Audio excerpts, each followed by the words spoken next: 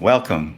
Welcome to another episode of Conversations with Dune and Friends. And we have a bit of a technology glitch that just occurred here, but we will certainly uh, hope that it resolves itself in just a moment here. And Phil, can you still hear me in the green room there, my friend? Wonderful. Well, folks, you are in for a treat today. We have a wonderful guest joining us from the Toronto area, and we have Phil Tasci joining us. And technology glitch or not, we're going to have a wonderful time here for an hour and a bit, and talking about all kinds of stuff, music and life challenges and overcoming them, and professional speaking, and you name it. But let me just do a quick introduction of our guests here before we hear from Phil for the next hour and a bit. Author, speaker, trainer, and traveler, musicians and artists, and husband and father, and cancer survivor, and spiritual seeker. These are some of the identities that together make Phil Tasci who he is. Now, Phil is the author of Speak Like a Pro, Everything You Need to Know to Survive Your Next Speaking Gig. It is a compelling guide to better speaking and storytelling. A once terrified and reluctant speaker, Phil now trains facilitation excellence, helping individuals and organizations communicate clear, memorable messages. Phil is also a multi-instrumentalist, musician and composer and recording artist, and the band leader of the Akasha Five, a Toronto-based world fusion band, and a visual artist. 3 years ago, Phil was diagnosed with lung cancer, a disease that only 1 in 5 survives. He credits his survival to the incredible doctors and nurses that cared for him, and to what he calls filling in the gap.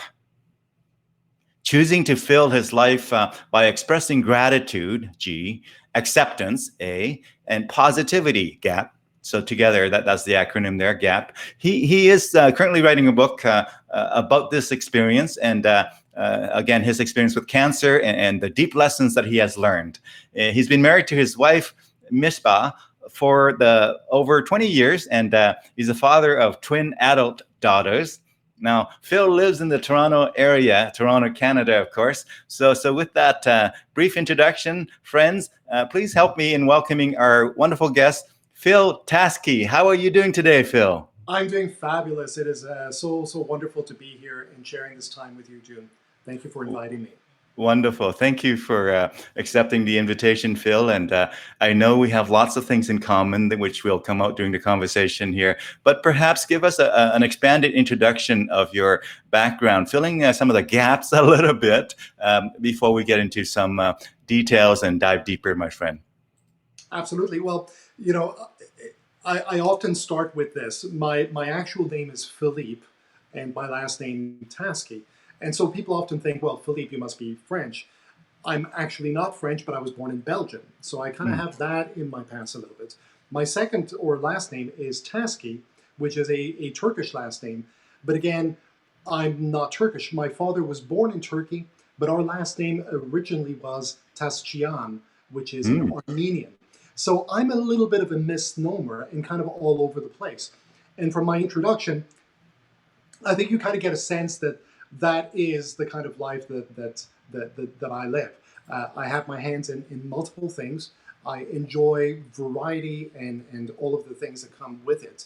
And so my background is that I was born in Europe, moved to Canada when I was about 11 years old. And incidentally, one of the people that I first met when I moved to Canada was a Vietnamese person. And he became my very first friend. And he shares the same last name as you. Of course, that last name is so popular that mom and dad had the same last name. Sister and brother-in-law had the same last name before they were married. I was told about 40-50% of the country, 100 million people plus, have the same last name. 40 to 50%. Can you imagine that in Canada? Like every second person you walk out and meet would actually have the same last name. That's it's absolutely astounding. But um, that was that relationship, that friendship, because both of us were people from the other side of the world that knew very little about Canada, had little to no connection to Canada. We both moved to Quebec, just outside of Quebec City, to a small town called Saint Raymond de Portneuf, which is half an hour outside of Quebec City. And Hmm. so we had this language gap, we had this cultural gap, and both of us gravitated naturally to each other. And it was just the most wonderful thing to have, this sort of friendship. I think all of these kinds of things have made me very interested in culture and the similarities that we all kind of have, no matter where we come from. There is so much more that we have in common, so much more that is alike than the things that draw us apart. And those relationships have sort of built into the philosophy that I try to attach to my life.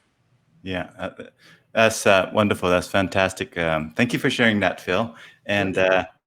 yeah, yeah. So, I mean, where do we start? You know what? Let's start with the present day, and then we'll go back and actually dive into your background further, and go into each one of those pillars, whether it's music or speaking or training or whatever have you. But tell us, how's COVID treating you, my friend? I know it's impacted all of us negatively in many different ways, but also it's a different time. How are you and your family doing with COVID?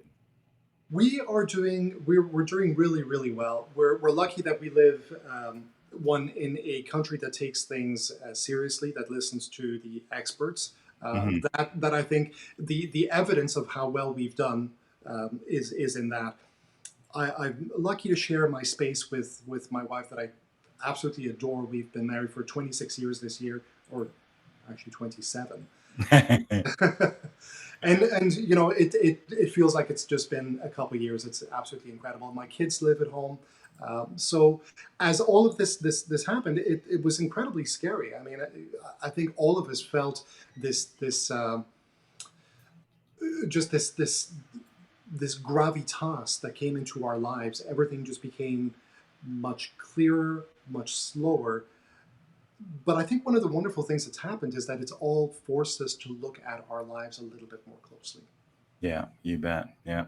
So on any given day, tell us how the COVID times routines play out for you, my friend. You have music as one of your areas that you work on and play with, and you have all the speaking and training. How does that all kind of factor into COVID times, with us doing social distancing and not any real live events and things like that? And now, obviously, in your journey, by the way, I must say a heartfelt congratulations for overcoming, beating cancer, frankly. And I mean, that is just an awesome life changing journey. And I'm sure it also changes the lives of the people around you, and the way you affect people after having battled and won over cancer, is a huge, huge life-changing event. But tell us about what your routine looks like these days with that context. Well, my routine, again, these are some of the gifts that we get Hmm. sometimes when things don't go so well. Um, I have every meal with my Mm, family. nice. This is something that is has become so uncommon in most of our lives, and Hmm. so that to me is a really wonderful thing. So I start off my day sharing breakfast with my wife. Hmm. Then I do some work, which involves this kind of scenario, looking at a laptop and talking to somebody on a very small screen, and trying to be as personable as possible, and to try to convey what it is that we're trying to convey, and dealing with the glitches that seem to be part of this new landscape that we have, because there are very few of these kinds of interactions that we have that don't have some small little glitch. And I kind of like it because it forces us to just take a little step back and go, not everything is perfect. Not everything has to be perfect. We're Hmm. doing the best with what we've got in the moment. You bet. And learning along the way, learning along And the learning way. on the way, if we're smart. Yeah. Imagine when the first car was invented, and horses and buggies were the order of the day, and that's how transportation was seen. If you want faster transportation, get a stronger horse, and all of a sudden these car things that came in. I'm sure they have their challenges and their surprises back then, huh? I'm sure there's probably some funny stories about some early cars. Absolutely. We sometimes forget how much happens in such a short period of time. Yeah. You and I are, I'm not going to say the actual age, but we're in the same realm of age. We've been in the wine cellar for the same amount of time, and have gotten a little bit mellower with age. Yeah. But I remember taking a computer class in Mm. and it must have been grade 10, maybe grade 11. And I just thought to myself, who's going to do this? It was all of this code, right? So it was still in DOS. We didn't have Windows at that time, and it was this black screen with this little green um, cursor, and you had to enter in all of this new language. Frankly, that a language that I didn't understand. I couldn't even really understand or compute. But I dutifully typed in whatever I was told to type in, and at the very end there was a little ball that went from one side to the other. It took an entire semester to program that into this computer. But now, 40 years later, 35 years later, Hmm. the world has been completely transformed, like the car. In fact, maybe even more so, because Yeah. it's led not only to computers and everything else, but to communication, to media, to the revolutions in music, and Yeah. it's Yeah. Imagine how life would be with COVID 50 years ago, or oh, even 30, 40 years ago. Can you imagine that? 40 years ago, COVID hits. COVID without Netflix. No. Oh, wow. So thank you for sharing a bit of that, my friend. I'd like to maybe delve into what was your first career, if we can use that term. Was it music? Was it something else? Tell us about how you got into the work world and what you learned from it, and any stories that you have from then. Well, I learned about work from my father. My father is one of these people who, in my mind, in my life, and in the life of almost everybody he met, was larger than life. Hmm. He was a gregarious, charismatic person who was able to just build things kind of out of nothing. And he was a huge dreamer. But he was not only a huge dreamer, but he was prepared to do whatever work needed to be done to make Hmm. the dream come to fruition. Hmm. And that was an incredible lesson for me that I got. The first job that I ever got was working for my father. I Hmm. was probably 11, 12 years old, uh, Hmm. and he was a master cheesemaker in Quebec.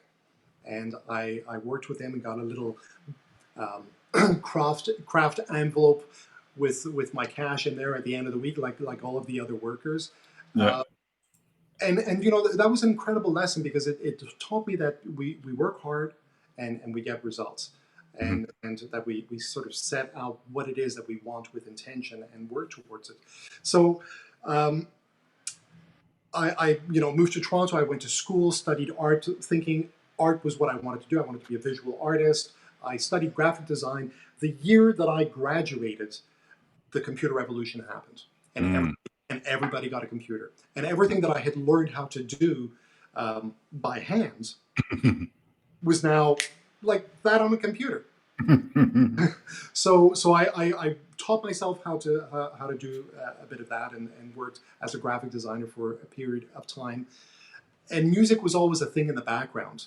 Hmm. When I was a teenager, I was really into music and wanted to play it, just like my sort of heroes at the time. Yeah. And I got a bass guitar and brought it with me to Toronto. And my roommate, talking to a friend of his at this old club that no longer, unfortunately, like so many of the other clubs in Toronto, no longer exists. A place called the Gasworks. You may have heard of it. Um, but he was hanging out with a friend of his at the Gasworks and said, "Hey, we're looking for a bass player." And Hmm. so he connected us, and I very quickly learned all of these songs. and started playing around Toronto, Mm, and nice. realized that music was just this way of connecting into yourself and then Hmm. making that connection a connection that you have with others. That Well, there's a sort of double thing happening where you're pulling out of yourself and delivering it to your audience, and that love affair has continued. it's like a portal. It's like a portal to humanity. It is, in a way, it's kind of like I like to think of it that we as individuals absorb all of the reality of the world. Hmm. We all of us are creators that filter it through our emotions, through our thoughts, our learning, our beliefs and philosophies, and it comes out of us Hmm. as the works that we do, whether they're very obviously creative like music or art or something like that, or whether it's through invention or the language that we use when we're talking to people, but we're these filters of reality that take all of the stuff that's available to us, we filter it and we produce something, and hopefully it's something interesting. That's fantastic. Now, so here you are, a professional musician and professional artist and designer and those kinds of things. When did you discover this whole idea of speaking and training and all of that? How did that come into the mix? I used to be absolutely terrified to stand up. I had a terrible experience when I was in grade three. I talk about it a little bit in my book. Oh, hold on. Hold up that book. Let's see it again. There Uh, you go. Let me take this away. Let's pause for a moment here. If you can hold it up a little higher. There you go. Speak like a pro. Everything you need to know to survive your next speaking gig. And is, of course, by Phil Tasci. And when was that written and released? So I had finished writing this right before I got diagnosed with cancer, and then Hmm. it kind of stayed on hold for the year or whatnot that I battled through it. And then as soon as I was kind of over the major hump, I thought, okay, I've got to get back out there and I've got to do things, and I've got this story, this discovery, this challenge that I've overcome. I need to go to the mountaintop, and I need to share my truth with the world. Hmm. And Dune, it was too early. Yeah. You know, one of the things that happens sometimes in life is that we're running so fast and yet we stand still. And I was in one of these things where I had this frenetic energy of I had survived, Hmm. and I thought, okay, I need to get out there and share this new insight that I have. But it's a traumatic event to be diagnosed with cancer, to lose a lung, to go through all of this uncertainty in your life, to see your family sort of oscillating in this worry and this dread of what may or may not happen to you. And we don't talk enough about the psychological and emotional recovery that is Hmm. required after that, because as I was running, trying to get back into it, emotionally, spiritually, I wasn't there. I had not healed. I was still, um, I was still really, really, really struggling, and so, getting this book out was such a monumental thing, such a huge accomplishment for myself, um, and I wasn't able to quite celebrate it because I pushed out a little bit too far. And so for me, this is one of the one of the lessons that I'm now trying to sort of um, pull out of my experience is this idea that we have multiple personalities. Right. We have multiple things happening, and things have to be together, and they Hmm. have to be balanced, and so that all of it comes with you, so that one aspect of you is not pulling out while and trying to drag the rest of you reluctantly or unpreparedly into something. You bet. If Yeah. I can make an analogy of a band, you want the whole band to take the journey through the song together. You don't want to just have one band member dragging the rest along who are not quite there yet, not quite ready for that song yet, not quite ready to really play together yet. You want to make sure that the whole band, with all the members, as you mentioned, the different the different aspects of your life, physical, emotional, intellectual, and all of those things, spiritual, all these quote unquote band members need to be ready to play that song. Exactly, exactly. But you know, you'd asked about how I got into speaking, which is where I sort of diverged into the book. But so I was in grade three. Mm. I was asked to speak at the front of the class, and it just did not go well. I got up to the front of the class, and nothing would come out. Mm. I knew what I wanted to say, and it was just my tongue was just stuck to the roof of my mouth. There was no water where there should have been, and everywhere else was soaking wet. And I kind of learned an important lesson at that point, which is why, which was, this is a terrible thing.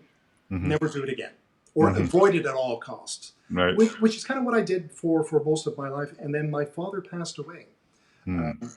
And when my father passed away, my family asked me to do to present the eulogy, which was you know, in conversation, as you can tell, I talk a lot, mile a minute, and tons of stuff going on. So it was natural for them perhaps to think of me, but to stand up in front of people, that was a whole other thing. Mhm. But the day before the day of his funeral, I kind of woke up in the middle of the night, and I just thought to myself, you know, I have to honor my dad. You know, this is an opportunity that if I don't do it, if I don't just allow myself to succumb to it, to just, you know, pour myself through it, I'm always going to regret this. This is always going to be something hanging over me. And so I gave myself the permission to just share, to share how I felt, to share my stories, my memories, my connection with my father. And that was the beginning, where I realized we all have something incredible to say, Mm. something incredibly important that is just ours. Nobody sees the world the way you do.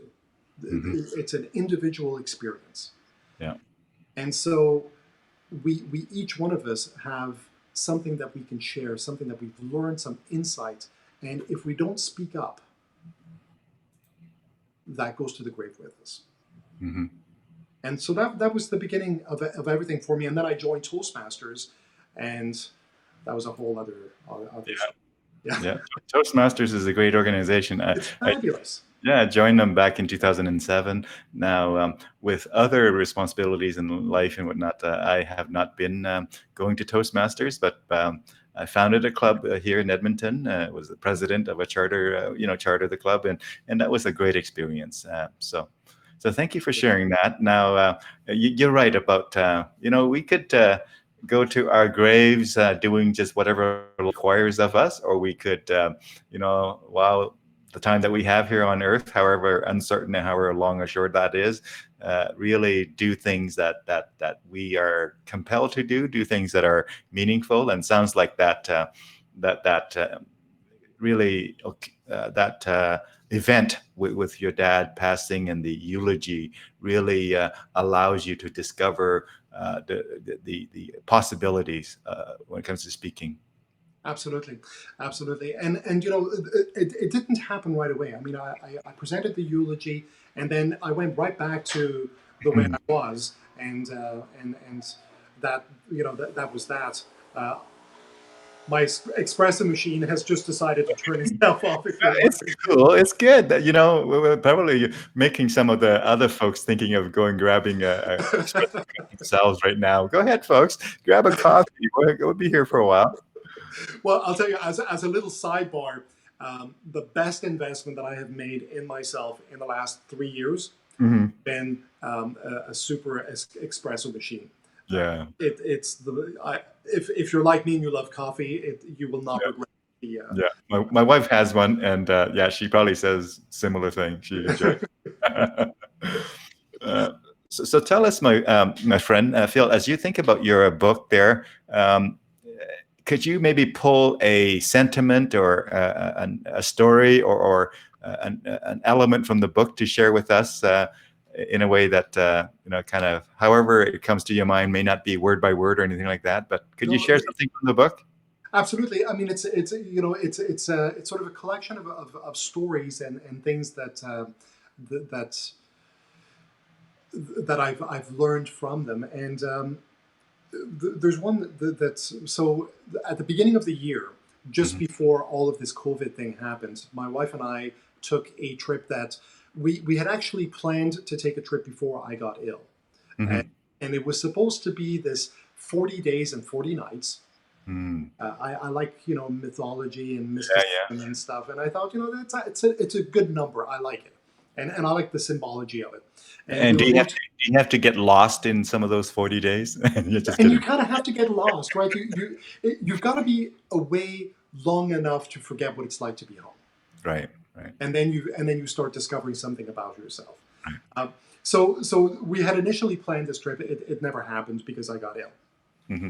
And so as I got better, um, we started thinking, okay, well, let's do this trip. And we had initially thought of going to Greece and Turkey, Hmm. and just the timing and the time of year and everything else, Southeast Asia became the place to go because the weather was right, the timing was good, and everything else. And so I'm in Siem Reap near Angkor Wat. Hmm. And whenever I travel, I don't know if you're the same as me. I always like to bring some instruments with me. So I always bring a little ukulele, Hmm.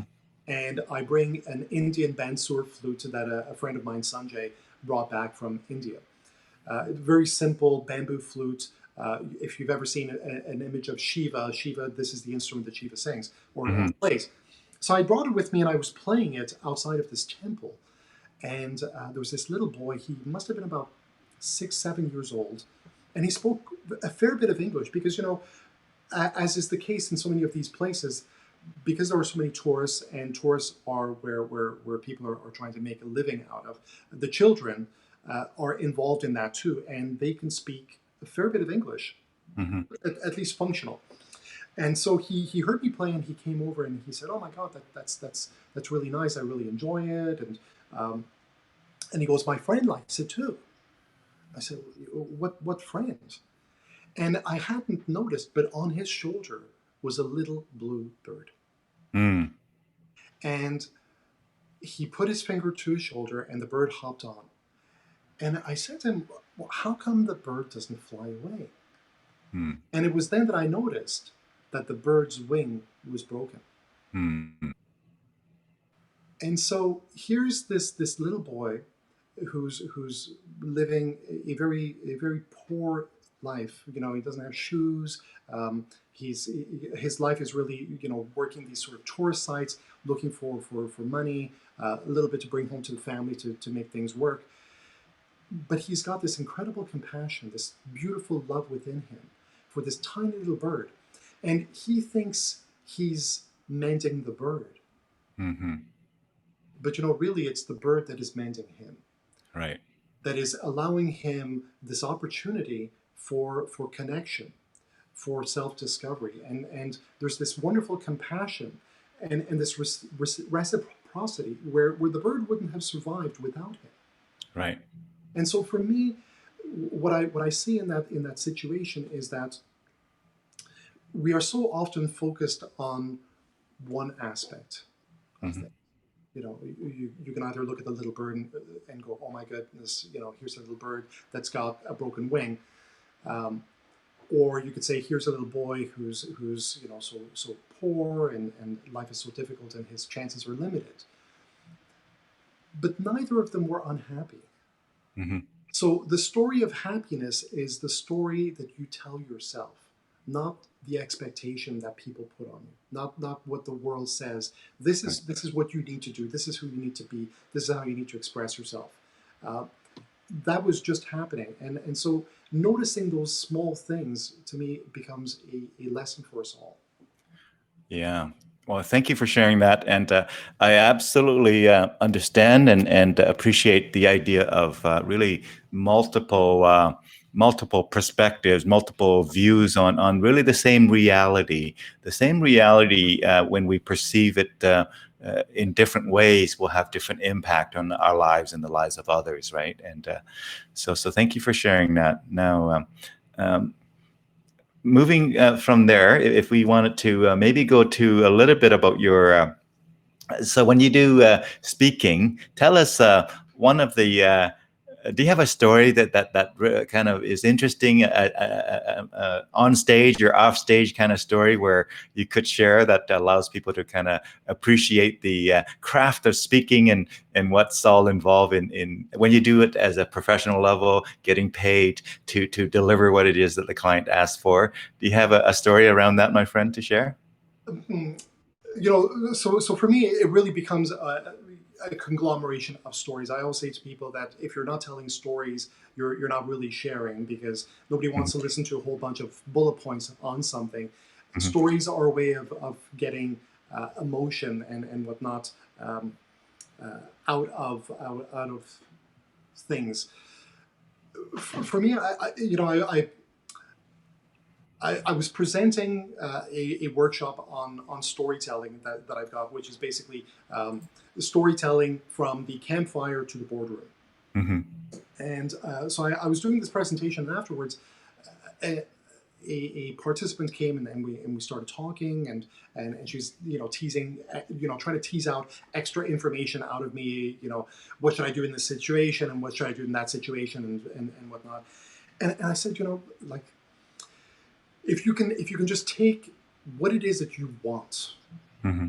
and sum it up in one short, very, very succinct little sentence, Mm-hmm.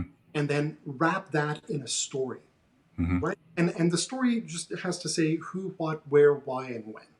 Mm-hmm. Who's involved, what's going on, and so she had this whole presentation that she had been working on for months, Mm-hmm. and she decided that she was just going to toss it out.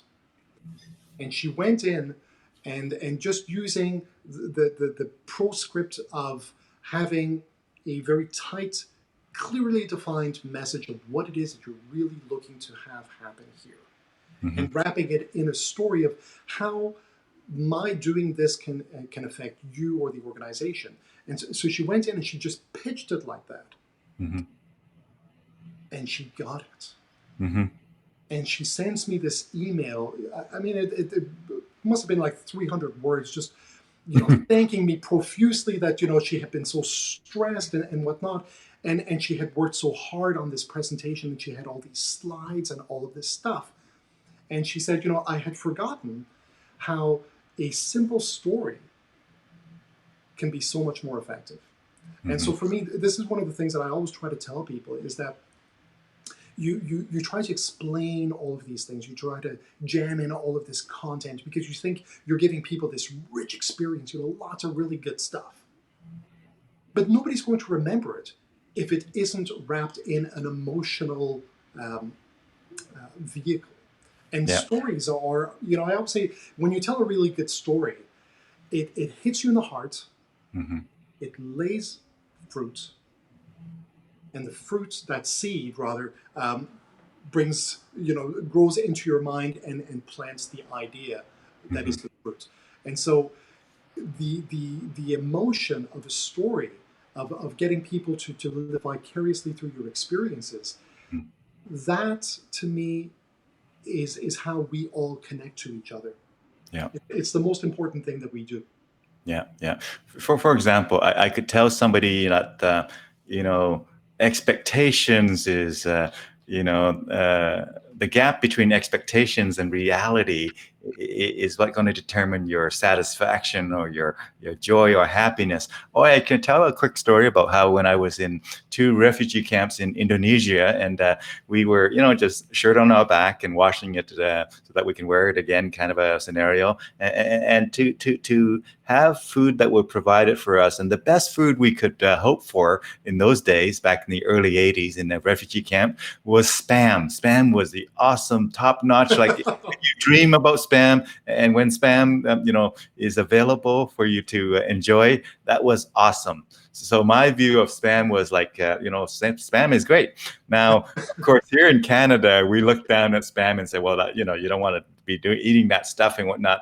But you see, I had a different interpretation, different perspective of what that thing was, and the same reality, the same product, but with our different take on it, really created different experiences and different joy that came with it, right? So I think that the way we see it is how our reality is being experienced, I guess, right?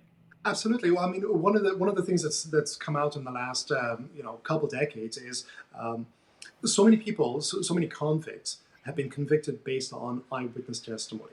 Mm-hmm. And all of these studies have now come out showing that eyewitness testimony is amongst the most unreliable evidence that you can provide.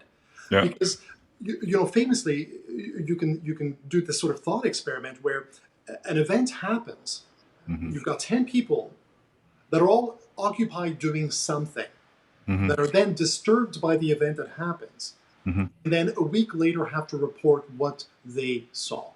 Mm-hmm. Now, what do you think the likelihood is of all 10 people having a carbon copy version of that reality that Mm-hmm. would be able to be superimposed, held up to the light, and no variation whatsoever? Mm-hmm. I mean, you can't even conceive it, right?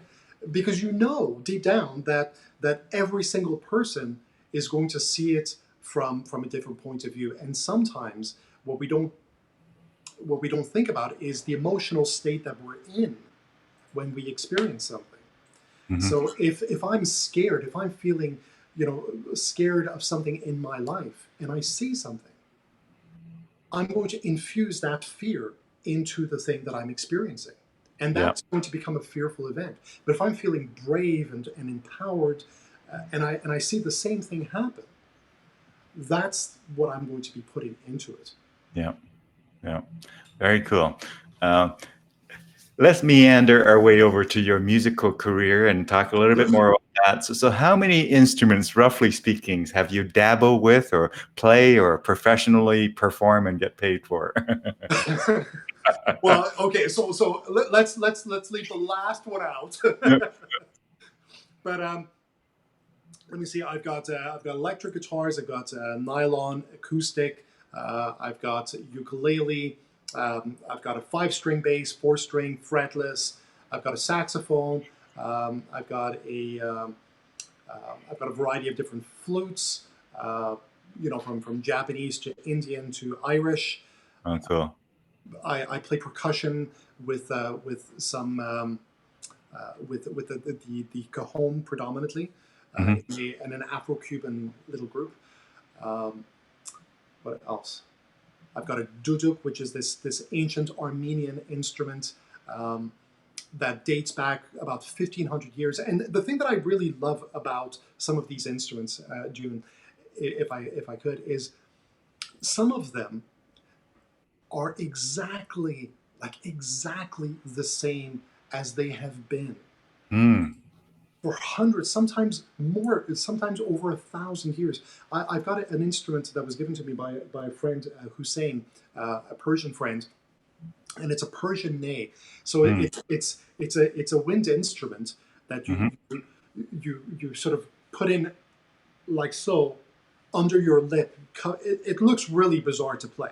I Mhm. mean, it's not a pretty thing, but the sound is absolutely incredible. They found this same instrument made from the same material, holes in the same place, exactly the same, in one of the tombs, Egyptian tombs. That Wow. goes, that must be 1,000 years BC. So here's an instrument that people have been blowing through the same holes, the same tunes, the same relationship of notes. Your fingers fall on it in a certain way. You're going to play it a certain way. And when I play an instrument like that, I feel this sense of connection to this long line of history. People have been playing tunes similar to what I'm pulling out of this thing for hundreds, maybe thousands of years. And that connection that music has to our past is incredible. Something that I love. Wow, wow. So, I mean, I didn't do the counting, but sounds like about 20 different instruments or so, 20 or so. And, it's a couple of instruments between friends. But do you have a favorite? If there was, if you're on an island somewhere, desert island, and you just have to have one instrument for the next year, well, is there an instrument that you would grab? You know, probably a nylon acoustic. Hmm. Yeah, nylon string acoustic. It just has a warm, mellow sound. I don't use a pick. I don't grow my fingers long, Yeah. so I tend to play with my fingers as initially a bass player. I tend to have the finger pluck approach to Yeah. most instruments, and I just love the variety of it. If I could bring one extra thing, Okay. Yeah. it would be a looper. Oh, cool. Yeah. Yeah, yeah. So, the two spectrum opposite of the spectrum there. One is very classical. Obviously, they call it classical guitar for a reason. And then the other thing is a looper, which is high tech. And between that and your voice and all the noises that you can make in the wilderness, you can create music to infinity, really. Absolutely, and in fact, I have literally spent dozens of hours over this COVID period, and obviously before, but particularly the last few months, plugging into my looper, which allows me to record a variety of different instruments, have them play back to me live, and then play on top of that. And so, I can have a microphone with flutes, and I can have stringed instruments, things plugged in and whatnot. And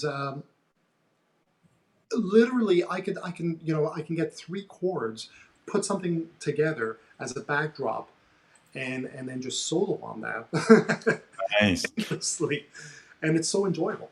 Now, you might have an example of that on your Facebook. If I was to go there, is there a video on there that you might be willing to share with our viewers? If it's on Facebook, you can. Yeah. I no longer own it. It belongs to Mark Zuckerberg. So what I'm going to do is I'm going to go to Facebook and I'm going to just click on this video and I'm going to go ahead and share it in just a moment here. It's the video that has some purple and you Oh, yeah. playing bass there. Tell us about that, my friend. Well, if it's the one that I think, okay, so we had talked a little bit earlier about technology and how wonderful technology is.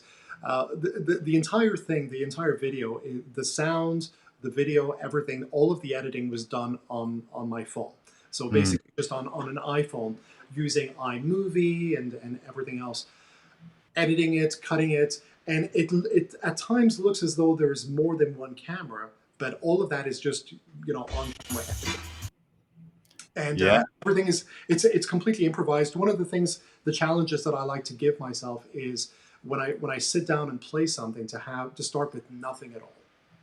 Very cool. So And let's take a listen and let's enjoy this here, folks. It's just under 4 minutes, so let's have a listen. Let me know if you can hear it, Phil, when I start the play here. okay, sounds good. Yeah, I can.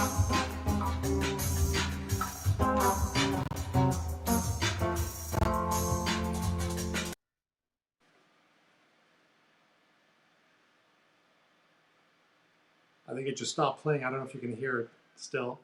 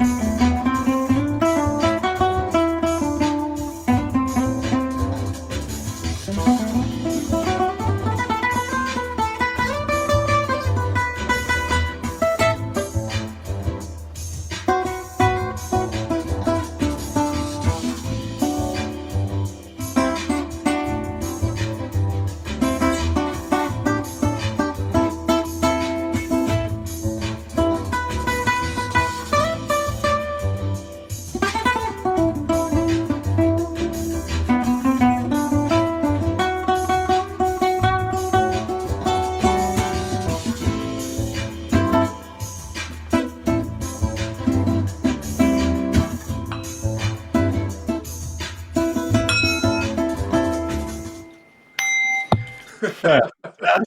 Yeah. That's That was wonderful. a lot of fun, hey? So you have one of these too, huh? I do. I do. I bet you probably spent more time on this and probably know what to do with this more than I. I just got this a few months ago, just before COVID, and I haven't had time to play with it yet. But apparently, you can make some pretty serious sound with it. You can, yeah. There you go. Yeah,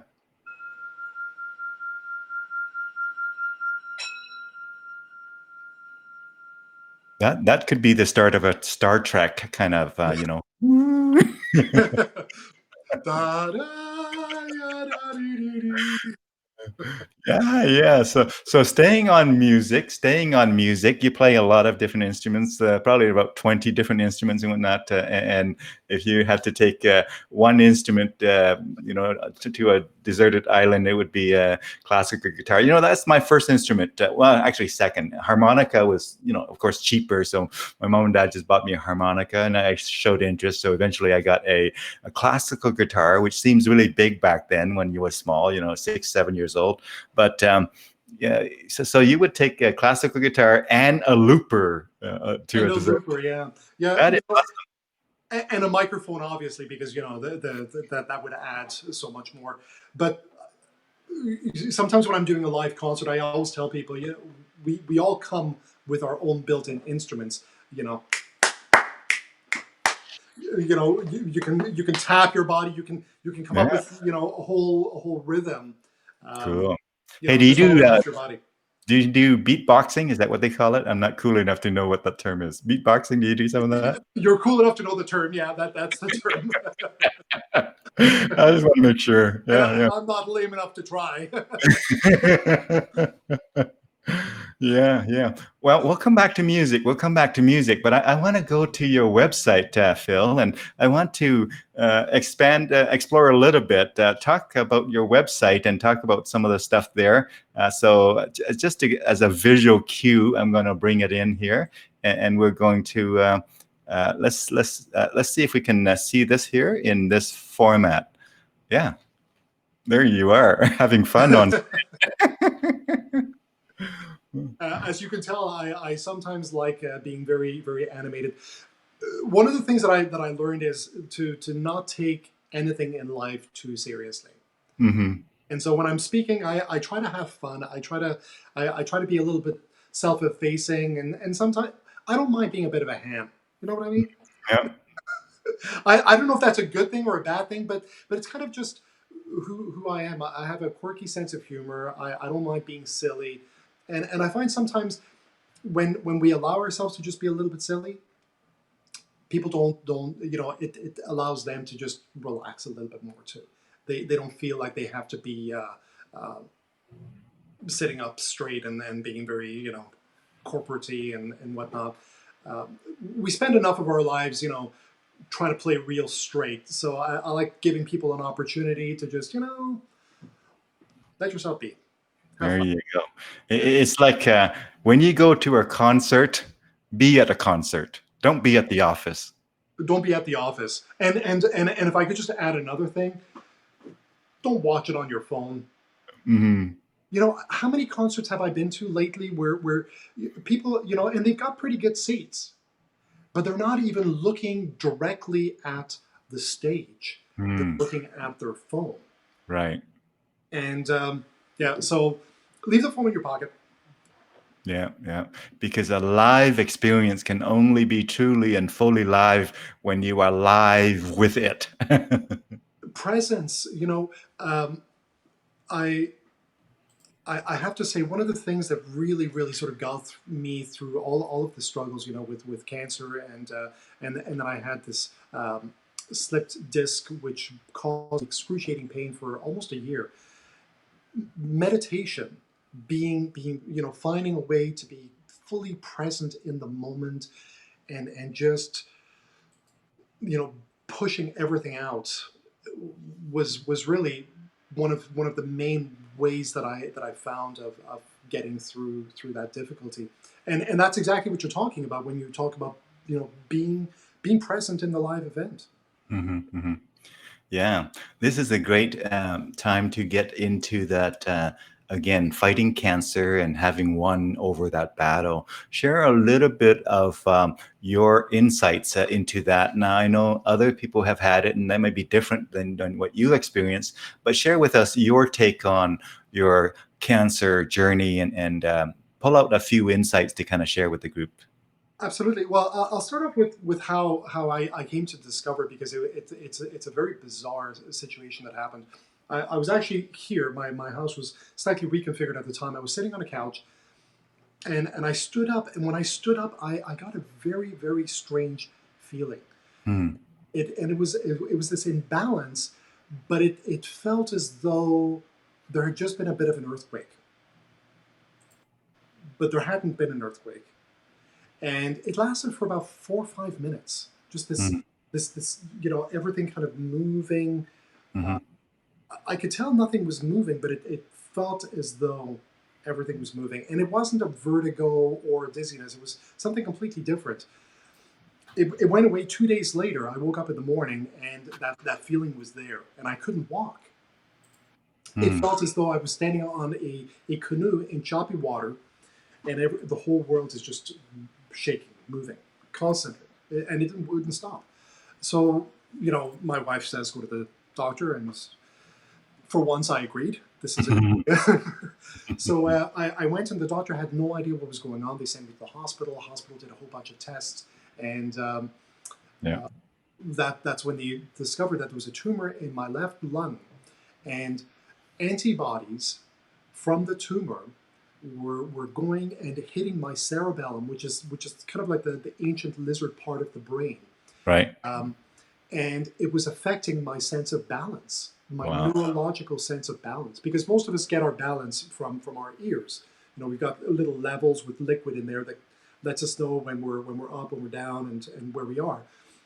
This is something deeper at within the brain itself. The autonomous, is that a word that relates here, or I'm reaching back to way science, way back in the high school there. Autonomous portion.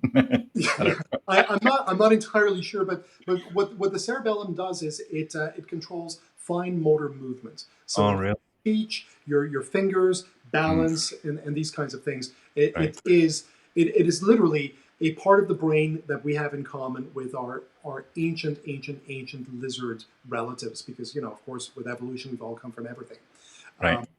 and so I had this feeling, and they they said go to the hospital. When I got to the hospital, they said you can't go home, you can't walk. If you stand up, you fall down. You're a big guy. Who's going to pick you up? You have to stay here until we figure out what's going on. They discovered that this tumor, nobody in the world had ever experienced that sensation. Hmm. My neurologist went through all of the literature. He got onto the internet, emailed colleagues all around the world about this particular thing to see, does anybody know what it is, and it had never occurred. Now, were it not for that, I would probably be talking to you right now, slowly dying. Hmm. Because one of the reasons that lung cancer becomes so that it's so deadly is that it's one of these things where by the time you discover that you've got it, Hmm. there's not a lot that can be done for you, Right, because you're at that point coughing blood, or you've got some serious problems. For me, this canary in my proverbial coal mine right. started chirping and got my attention, got me to the hospital, and that's where they discovered that.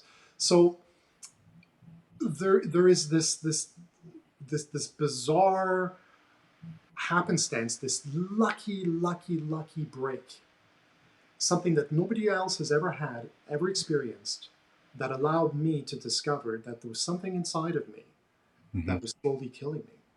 Right.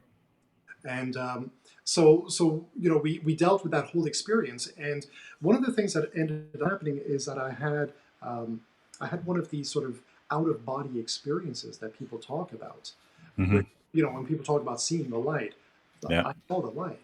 Hmm. Um, it was the most profound experience of my entire life. Something that uh, that honestly, Dune, for 2 months afterwards, I was not able to convey without getting choked up. It was such a powerful, powerful, powerful experience. Hmm. And I'll describe it a little bit since I'm talking about it. I was getting this therapy, which is immunoglobulin, intravenous immunoglobulin. So they take antibodies from thousands of people. They create this blood product, and they were administering it to me, trying to get me to Hmm. for some of those antibodies to knock out the antibodies that were creating this imbalance that I had. Hmm. And the entire procedure was about 5 hours, and about 4 hours into it, I started going into spasms, like almost like an epileptic seizure, and Hmm. just bouncing around in my hospital bed, unable to control my body. And all of these nurses and doctors come and they're trying to hold me down, and trying to hold me down, Hmm. and everything went completely black, Hmm. like a blackness, a depth of night that I'd never experienced. And in my peripheries, on either side, I saw what looked like almost a little firefly Hmm. that was pulling a thread of light Hmm. from my peripheries coming along and on the other side, and then, just winding me around. And all of a sudden, these two little lights became almost an infinite amount of lights and strings of light that was wrapping my body. Hmm. And I looked down and I realized that I was glowing with this light, this sort of warm golden light. Hmm. And when I looked at myself, I noticed my heart. It looked like there was this torrent of light that was coming out of it. And when I focused on it coming out of it, out of my heart, I realized that that's not what was happening. It was actually going in to my heart. Hmm. And when I noticed that, it went back the other way. And so whatever I focused on, it kept, sort of rejigging.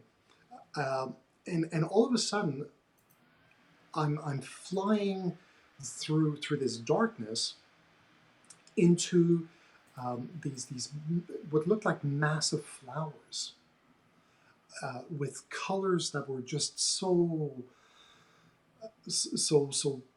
powerful, almost electric. And then boom, I'm back in the room. Hmm. And that experience hit me really, really, really hard. It felt strangely more real than anything I had ever experienced before. It felt more real than the solidity of my reality, my waking reality. Right. And I, it convinced me that underlying this whole experience that all of us are sharing and participating in, that there is a greater truth Hmm. that I for a moment, for a fraction of my life, was able to just peer into and experience.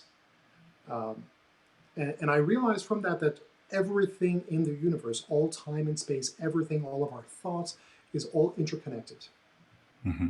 and we are part of one thing that is pouring into our hearts, and our hearts are pouring back out into, there's this um, connection that we all of us have. It's not an individual thing. All of us have it, and collectively we are that. Yeah. Yeah.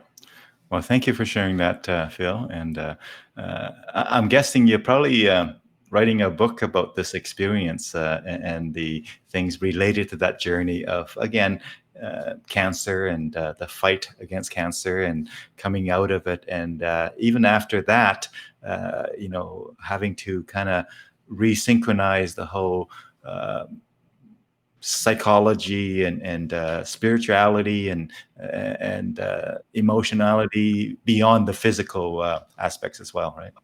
Absolutely. I've always been somebody deeply interested um, in spirituality and in religious studies, not religion per se, Mhm.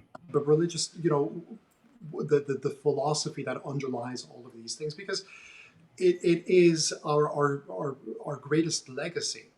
So, Hmm. no matter where you come from in the world, what has the knowledge that has been brought to us through our collective religious experiences is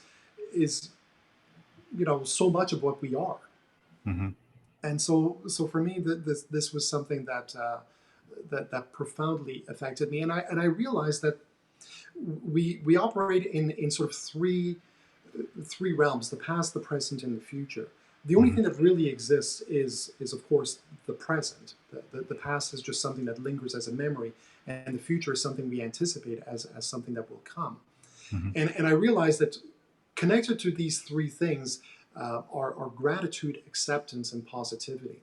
Hmm. And so for me, the past, the things that bring us to the present, that make us who we are, that shape us, all of the gifts, of life and everything else, that's what we need to be um, grateful for. That's where gratitude comes in. That we are here experiencing this, and that everything that's happened, good or bad, because it's also important to remember that the bad things that happen to us shape Hmm. us too, and we have to accept and be grateful for sometimes the slip that leads us to something, right? Hmm. It's because I find sometimes when we talk about gratitude, we only we want to be grateful for butterflies and Hmm. rainbows, and you've got to be grateful for the hard stuff too, because that is also part of what makes you. Like your experiences in a refugee camp in the early '80s. That is part of who Dune is, right? You can't extract your being from that. The second point to me is acceptance, and acceptance is not condoning, right? Hmm. People sometimes misconstrue what is meant by that. Accepting is really just realizing that today's a rainy day. It just is. I didn't ask for it, I didn't wish for it, but I can bring an umbrella. Hmm.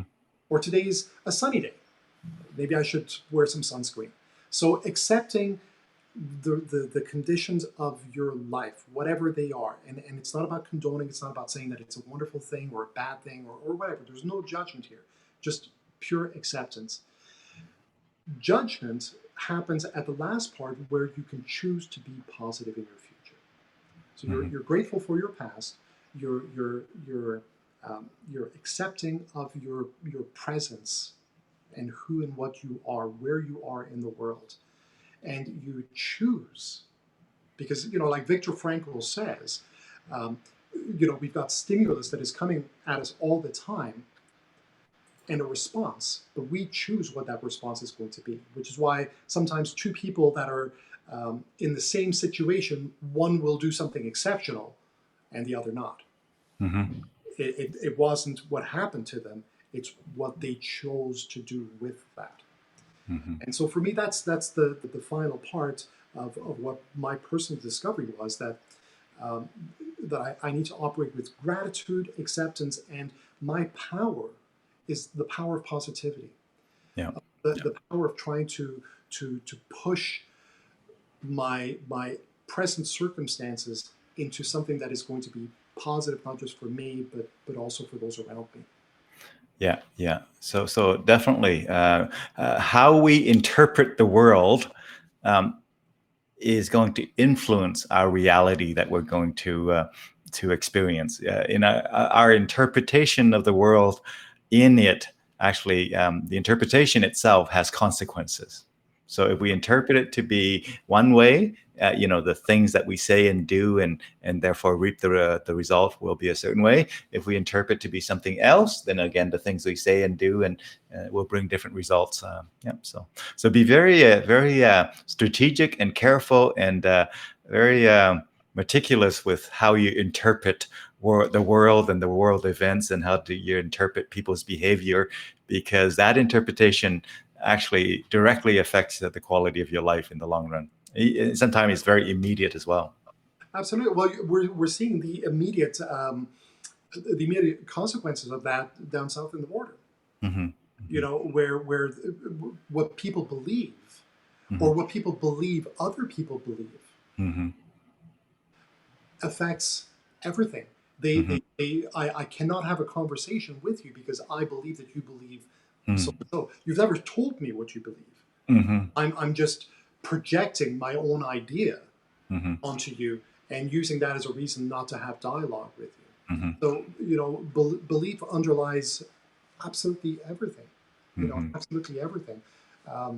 Which is why there's this absolutely wonderful little story that I often talk about. It's the introduction to. I'm going to get a little bit pedantic here, but Nietzsche, the Stoic Zarathustra, a German philosopher, fabulous, difficult to read. But in the beginning of that book, he has this little introduction where he has this analogy that I'll recount. Take a minute or two, because I think it's very, very important, and it's a great analogy that illuminates so much of what we are and how we should proceed. So he says, when we start out life, we are camels, and they load onto the camel as much as the camel will bear, and then a little whip to the butt, and off into the desert you go, carrying your load on your journey. And somewhere out in this desert of your existence, you realize that you're not actually a camel. Mm-hmm. You're actually a lion, and you're incredibly powerful, and there are things that you can do and things that you want to do. But the lion cannot actually do anything until he confronts the mythological beast that is a dragon, right? Something that is conjured of our own minds. And on that dragon, each and every scale says, "Thou shalt." Thou shalt, wake up at certain times. Thou shalt speak to people in a certain way. Thou shalt do this. All of the lessons, all of the things that the lion must defeat, must take down this dragon. Mm-hmm. And only then are you born as a baby, free to do something in your life. And really, what the story is, the camel, it's all of your learning, your culture, your religious belief, the time and place that you're born, your socioeconomic class, all of these things are put onto you by your society, by your family, by all of that. And these are the dictums that tell you how you should live your life. But then, of course, you become an adult or a teenager and you think, well, no, I want to do it my way. Mm-hmm. But you're still, even though you think you're doing it your way, you're still operating on all of this knowledge that has been put on you. Mm-hmm. And so we need to deconstruct and reconstruct. And that, to me, is the whole thing with belief.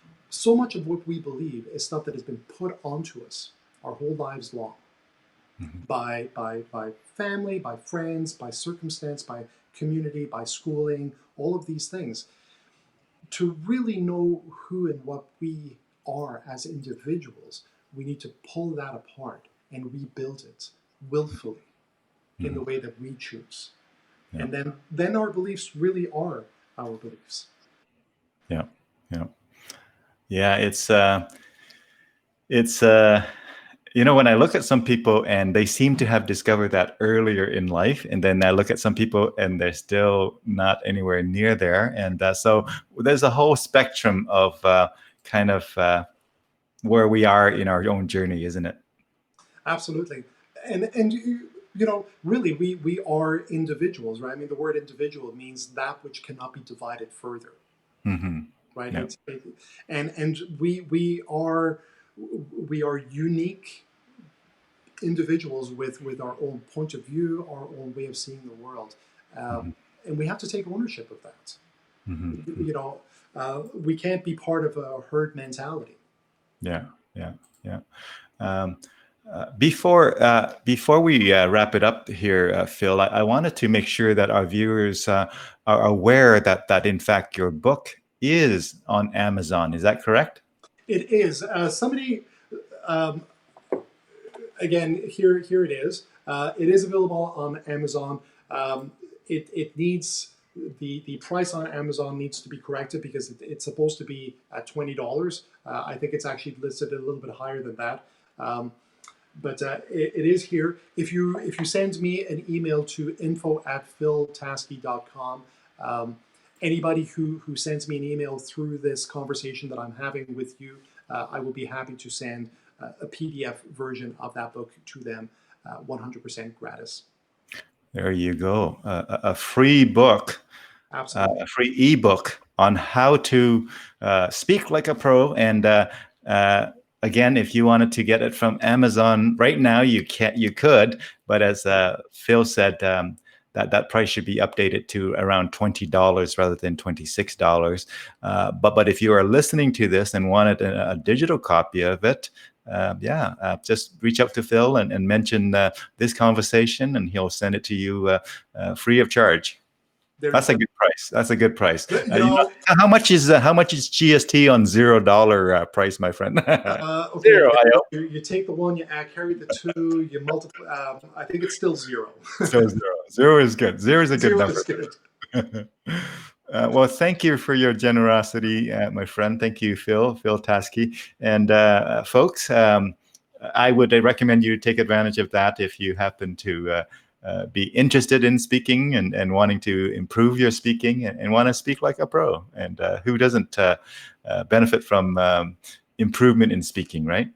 Absolutely. I've read it in Forbes. I've read it in the New York Times. I've read it, in so many different places.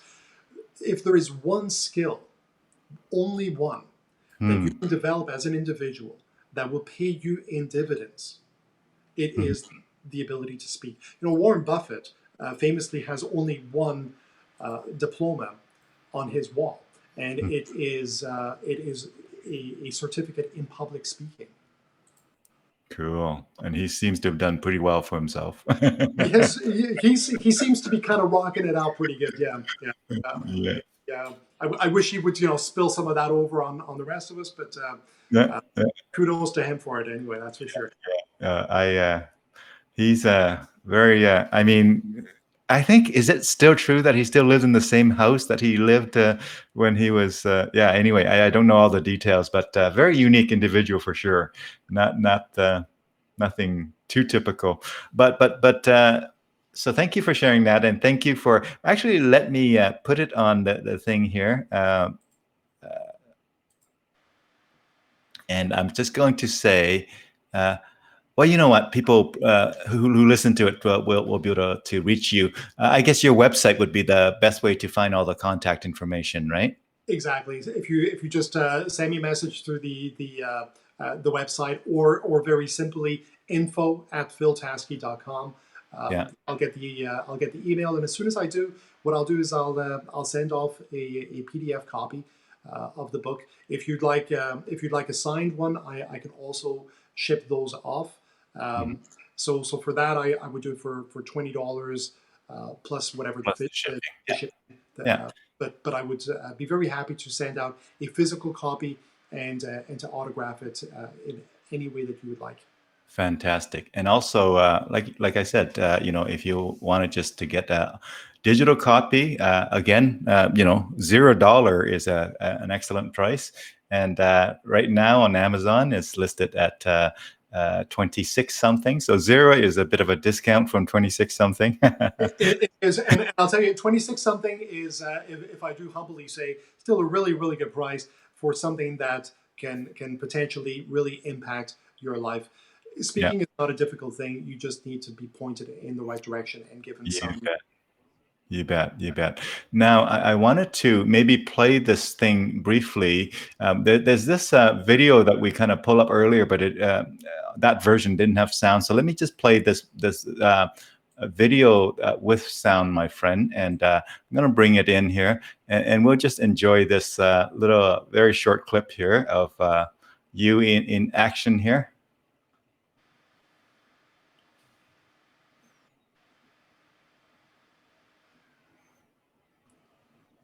Hamming it up as always.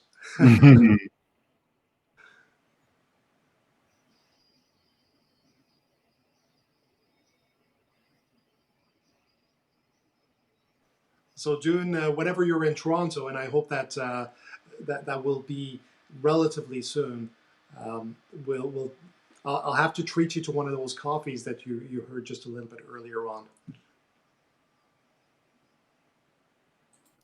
Fantastic. Yeah. Let me. Phil, as we round the corner on the time block here, tell us: are there areas that you want to chat about that we haven't gotten to yet, my friend? I have time flexibility. If you wanted to take us in a different area that you haven't shared yet, that I haven't asked about, feel free, my friend. Well, the one thing that I would maybe like to just share with people is that COVID has been a monumental change in our lives. Something that we've uh, something that is this is a word that has been used an awful lot, but it is absolutely unprecedented. But there's a few things that to me are great lessons. One, the power of collective action. I mean, the entire planet. You think about this. This is almost unfathomable. The entire planet stopped right away and Hmm. said, "We need to do something about this." Hmm. So the power of collective action is something that we need to something that we need to learn. We are heading into a part in human history where I think collective action is going to become more and more important. Hmm. And so to me, what that means is there are all of these events that are happening around the world. We're talking about climate change.